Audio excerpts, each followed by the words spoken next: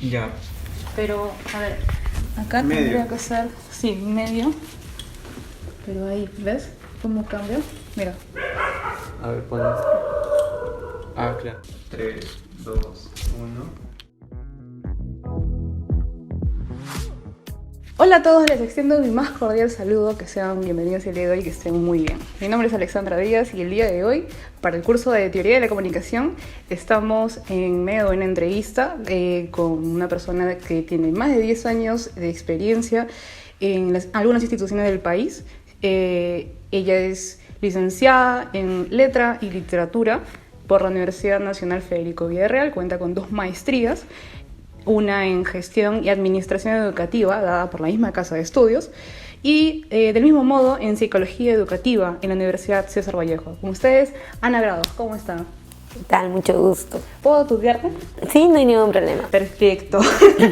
¿Cuánto tiempo lleva en la educación? ¿Son más de 10 años de divagado? De repente. Exactamente sí. Lo que pasa es que yo tengo prácticamente 3 años en la docencia preuniversitaria y universitaria a la vez. Y bueno, ya son prácticamente 7 años dentro de lo que es la educación, dentro de lo que es la básica regular.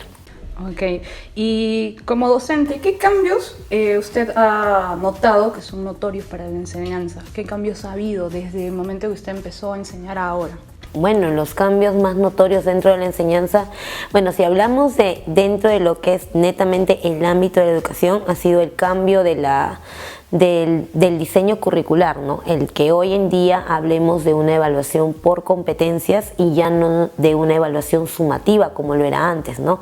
Hoy evaluamos lo que el estudiante debe lograr al final de lo que es el ciclo de estudio donde se encuentra, ¿no? A lo que antes simplemente pues veíamos en un aspecto sumativo, ¿no? Si el alumno cumplía o no cumplía con ciertos contenidos. Claro, y si a esto le sumamos el periodo de adaptación a la tecnología, dada la coyuntura actual, ¿qué tan complicado fue para usted adaptarse a los medios virtuales? Bueno, en realidad creo que esta adaptación a las nuevas formas ya se viene desde años atrás, ¿no?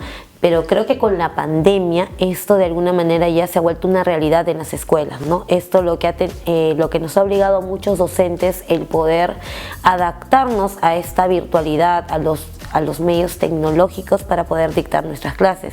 Obvio, si antes tú utilizabas de repente un proyector, ¿no? Y ponías una película o de repente mandabas a un estudiante a hacer de repente un documento en Office, ahora ya no es así, ¿no? Pues ahora pues trabajamos un poco, ¿no? Exacto, trabajamos con los documentos en línea, con los formularios. Hoy en día que se habla mucho de la gamificación, ¿no? En donde aplicamos muchas veces los juegos para lograr ciertos lograr que el estudiante aprenda ciertos contenidos, ¿no? Especialmente dentro de mi área, ¿no? Ok, claro, la tecnología está a la vanguardia actualmente. Es un poco de lo que nos hablaba Marshall McLuhan, ¿no? Él también es llamado el profeta de los medios y pues de alguna manera profetizó, ¿no? Lo que iba a ocurrir con el avance de la ciencia, el avance de la tecnología, de los conocimientos y cómo esto cambiaba, ¿no? Iba a cambiar el futuro. De esta manera y en base a esa premisa, ¿cuál cree que es la diferencia en la aldea global, que es lo que él proponía en su teoría, a la globalización? Yo pienso que la diferencia, no partir tanto de una diferencia, ¿no? O sea, a partir de que cuando él plantea este término aldea global, está hablando de cómo un determinado, vamos a decir, el individuo como tal, cómo es que va a aprender a interrelacionarse haciendo uso de esas tecnologías de comunicación e información. O sea, justamente esas tecnologías de información y comunicación le va a permitir el poder que esa interrelación sea mucho más rápida y mucho más cercana. Lo que hace la globalización va a ser el cambio, ¿no? En los procesos que se van a dar de cambio dentro de la sociedad, ¿no? Cambios que van a ser tanto en el aspecto económico, cultural, político, ¿no?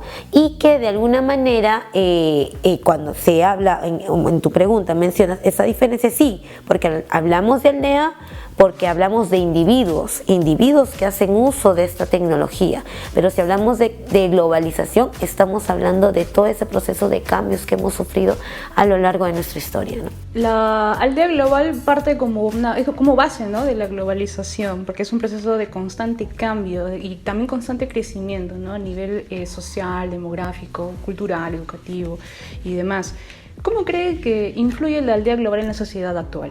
No, hoy en día pues influye de una manera enorme, ¿no? Si hablamos dentro de lo que se refiere el ámbito educativo, pues el uso de las tecnologías, de la información y la comunicación son básicas hoy en día, especialmente dentro del área curricular de comunicación, y hablamos de tecnologías de la información y comunicación, que son parte de esta área, ¿no?, que tenemos que desarrollarla en tres formas muy distintas en el estudiante, ¿no? Pero si hablamos de influir en la sociedad, pues hoy en día el individuo puede tener acceso a la información de forma más rápida, inmediata, se puede comunicar de manera instantánea con otras personas, ¿no? Podemos también tener acceso, ¿no?, como se dice, a otras fuentes de información, ¿no?, que nos permitan de repente indagar o ir más allá de lo que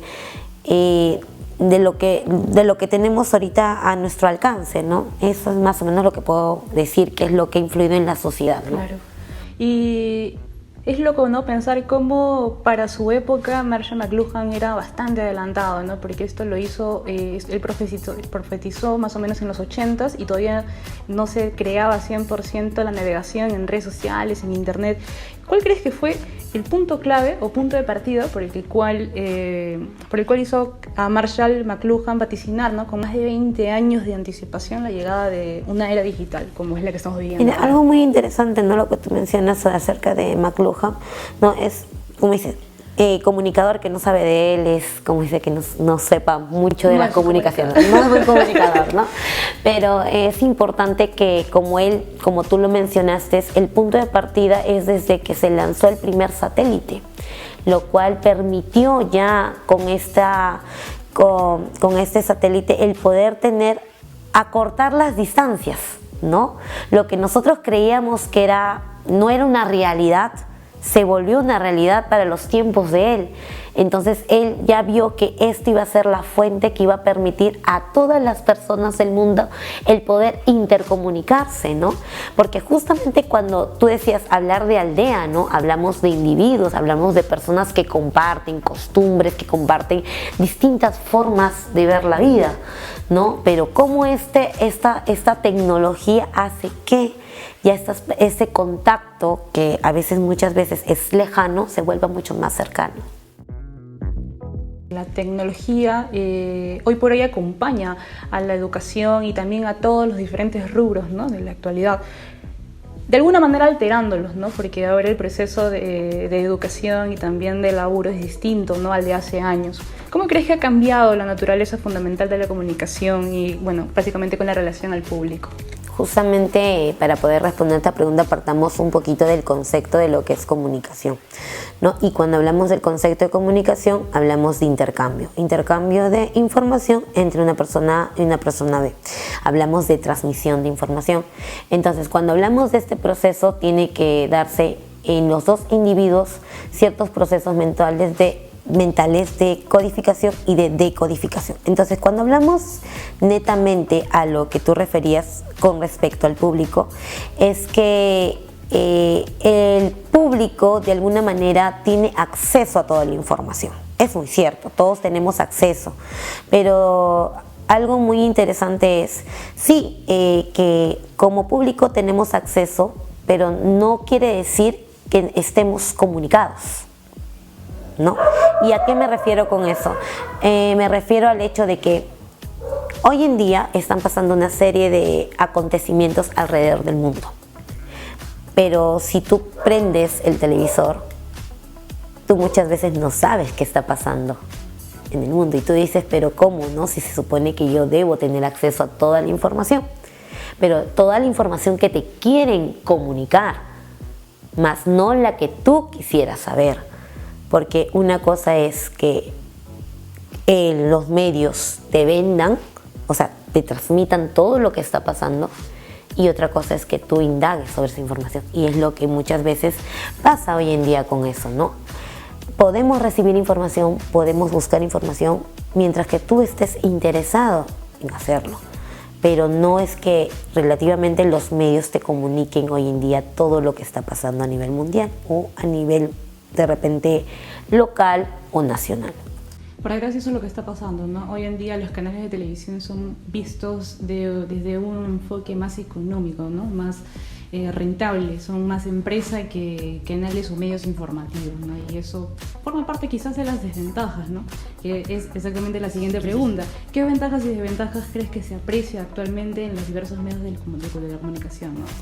Bueno, cuando hablamos con respecto a las ventajas, bueno, una que tenemos, como ya lo habíamos mencionado, el hecho de poder comunicarnos de manera instantánea, recibir la información de manera rápida, precisa, en el momento adecuado, en el momento preciso, pero también recordemos que hay una desventaja. Estamos tan bombardeados de información que muchas veces vivimos en esa burbuja de todo lo que nos transmiten y se está generando un consumismo bastante grande.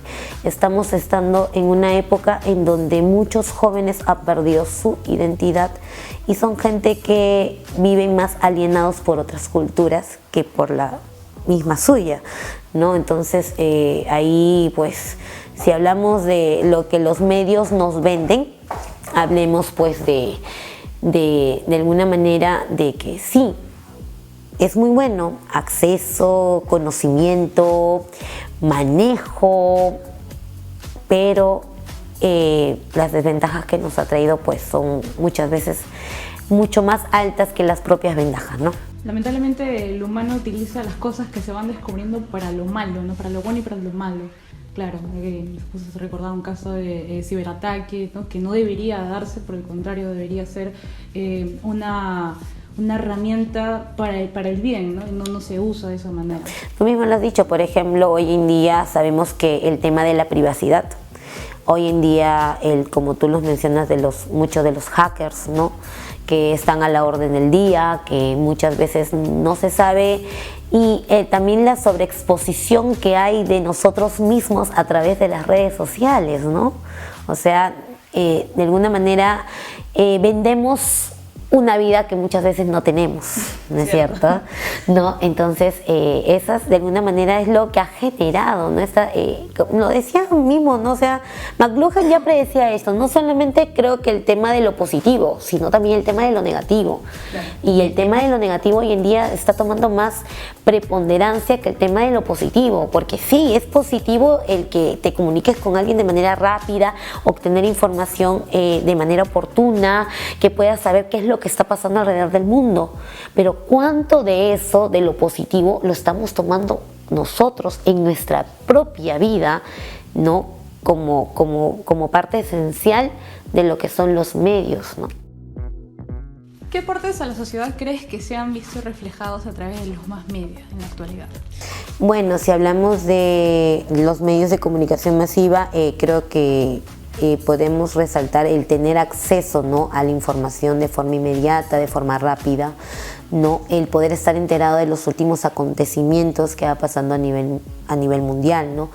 Por ejemplo, hace poco que ha sido las elecciones en Estados Unidos, aunque también ahora que se ha observado que hay una guerra en Jerusalén, ¿no? Y muchos dirán, oye, ¿cómo que pasó? ¿Cómo que hay una guerra? ¿No? Muchas veces estamos enterados simplemente de lo del ámbito local, ámbito nacional, pero estos medios nos permiten enterarnos también de noticias de gran relevancia a nivel mundial.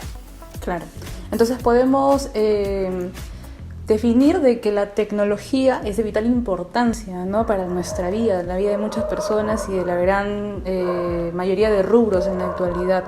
Entonces, de no haberse cumplido de ciencia cierta la profecía de McLuhan, ¿cómo crees que sería el mundo actual? Bueno, no, creo que el mundo actual sería como vivir en la edad de piedra, ¿verdad? Viviríamos como los picapiedras, como cuando Pedro Picapiedra está teniendo que arrancar su automóvil con los pies. Seríamos como nómadas, ¿no? Como nómadas, no estaríamos todavía sedentarios en un determinado espacio, ¿no? Y nos seguiríamos comunicando por señales de humo. Exacto, ¿no? Y creo que más que todo la interacción sería simplemente con las personas más cercanas a ti, y de repente la comunicación no iría más allá de lo de tu ámbito, de tu burbuja, de lo que está cerca a ti. No trascenderíamos, ¿no? Claro. ¿Existe alguna relación así de manera tácita entre la aldea global y la globalización? Porque comúnmente se suele confundir este término, ¿no? Estas definiciones. Claro, ¿no? O sea, yo pienso que muchas veces se confunde, ¿no? Estos dos, el uso de estos dos términos por el hecho de que cuando hablamos de aldea, y mira, justamente la RAE también lo define como globo terráqueo, ¿no? Como conjunto de personas, ¿no? Mundialización, como tú lo mencionas, ¿no? Pero globalización es el proceso. O sea, la aldea es, como dicen, las personas que conviven, que viven, que se relacionan, ¿no? Pero la globalización es en los procesos de cambio que se van a ir dando, ¿no? Al transcurso del tiempo. Exacto, ¿no? Entonces, no podemos confundir esos dos términos porque estamos hablando, una en la aldea, estamos hablando de individuos, de personas, y globalización, estamos hablando de los procesos de cambio que se van a dar pues a través del tiempo, ¿no? En este caso, acuérdate que cuando la globalización está abierta a todos los mercados, ¿no? Es como cuando en su momento, y hablábamos en los años 50, 60 más o menos, y se hablaba que recién estábamos dando una apertura a las nuevas formas de comercio. O sea, estamos hablando del ingreso del capitalismo, ¿no? Y hablando de que estas nuevas formas que vamos abriéndonos al comercio nos permiten los nuevos cambios que no solamente trascienden en el ámbito pues económico, sino político, social, ¿no? Y es algo muy interesante porque justamente aldea sí, porque habla aldea de qué, habla ahí ya de cómo estos individuos van a hacer uso del determinante tecnológico, como McLuhan también habló justamente ese determinante tecnológico, que es lo que va a permitir a estos individuos intercomunicarse. O sea, él se centra más en el tema de tecnologías de información y comunicación, y globalización te habla de los procesos tanto de los nuevos cambios, de las nuevas formas, ¿no? Que se van a ir adaptando. Entonces creo que son dos términos que no se deben confundir, ¿no? Son completamente distintos, pero que van de la mano. ¿Cuáles crees que son entonces los aspectos más relevantes de la globalización, hablando netamente de... Mira, yo, y creo que lo hemos venido de repente desde antes hablando, yo pienso que la globalización, mientras que permita que el individuo dentro de su libertad el poder desenvolverse y que lo haga de manera consciente y racional, está perfecto. Pero cuando ya la globalización interfiere mucho en la vida de la persona, de cómo se va a desenvolver en la sociedad, creo que ahí es el problema, ¿no? Es por ejemplo, ¿no? Tomando un poco el tema del ámbito de la religión, vamos a ponerlo así, ¿no? Y ahí se habla del proceso de secularización, que está muy ligado al tema de la globalización, porque justo con la globalización llega la secularización, ¿no? Y hablamos de qué, que sí es bien cierto, cuando hablamos de Navidad, la esencia, la naturaleza como tal de la Navidad es celebrar, pues, ¿no? La venida del niño Jesús, pero ahora es comprar regalos, que el Papá Noel, que si el arbolito, que si esto, que si lo otro. Entonces, ahí está, ¿no? O sea, te pones a pensar, pero ¿cómo llegamos a ese punto de cambiar lo que es la naturaleza de la Navidad como tal a todo esto? Y ahí está el por qué muchas personas están en contra de la globalización. Claro, como dices, nosotros como adoptamos, ¿no? Adoptamos estas culturas, estos hábitos que no son a ciencia cierta nuestros, ¿no? Por ejemplo, me hacías recordar una anécdota de cuando era niña. se nos obligaba a tomar chocolate caliente en pleno verano, ¿no? En pleno 30 grados, pero esto tiene una explicación lógica para Estados Unidos, ¿no? Que básicamente se da porque es más helado, su clima están a menos grados, ¿no? Que nosotros, claramente.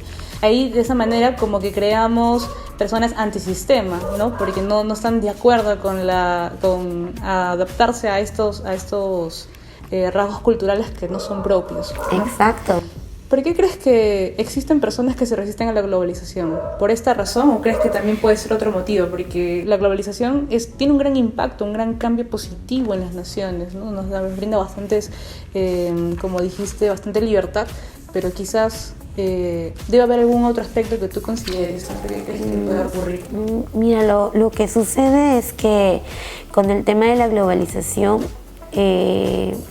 al intentar de repente, bueno, o lo que yo pienso muchas veces es que estamos perdiendo de lado un poco el tema de la identidad, ¿no? O sea, al aceptar de repente nuevas formas, ¿no? El que tratar que se impongan ciertos sistemas o ciertas tendencias, ¿no? Hace que cambie todo, ¿no? Que hay un cambio, ¿no? Por eso te decía que si hay personas que están en contra, es que sí, ¿no? Mira, un tema que es bastante polémico y que seguramente ahorita está en una situación.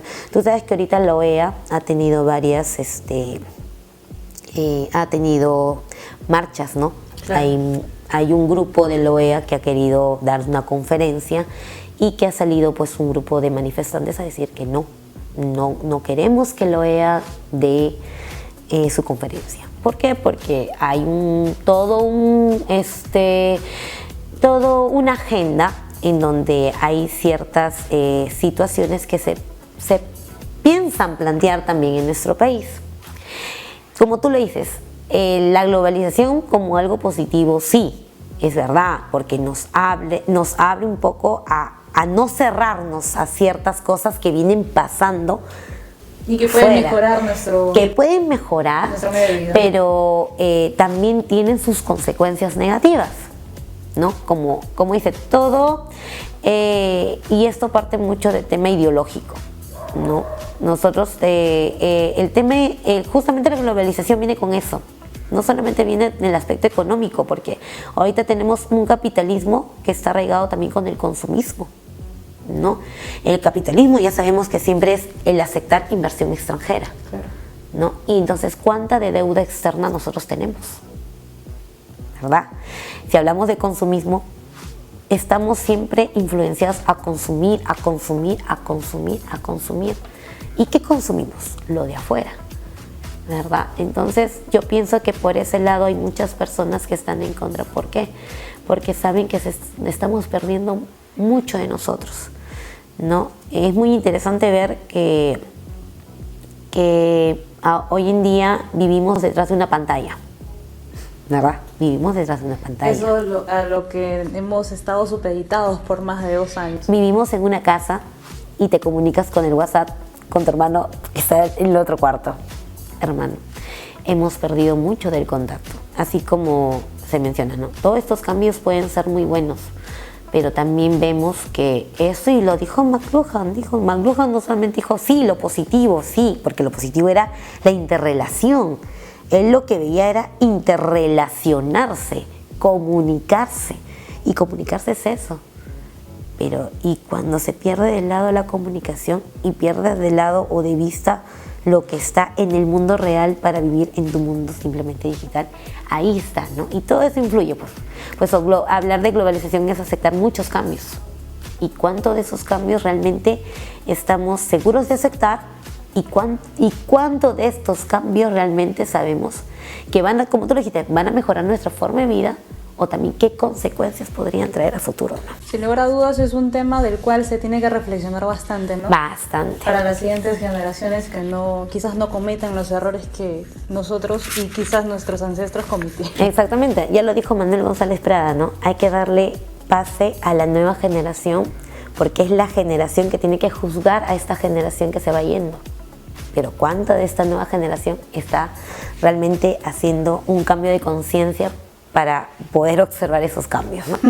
Es un tema interesante de reflexión que continuará en otra entrevista. Muchas gracias por, Ya, Lili, recibirnos en tu hogar. Ya, muchas gracias igualmente. Esto es sensacional.